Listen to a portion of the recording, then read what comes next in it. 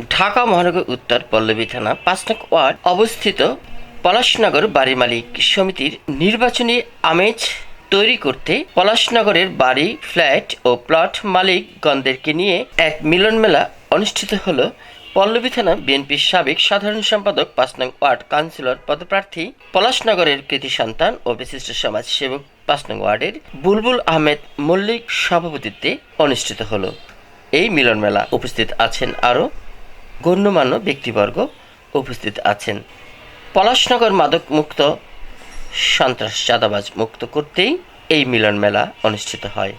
আমি ছিলাম আপনাদের সাথে শাহ আলম সম্রাট, রিপোর্টার MCBTV। অনেক বড় কর্তারা এর ভিতরে জড়িত আছে। সুতরাং আপনারা দয়া করে এদের কাছে কোনো দাবি করবেন না। এরা অবৈধ, আবার অবৈধ জন্ম দিবে তারা। সুতরাং এরা করলে সুদা। ধন্যবাদ। ধন্যবাদ। আমি এখানে ছিলেন পলাশনগরে কম বেশি সকলের অবদান আছে।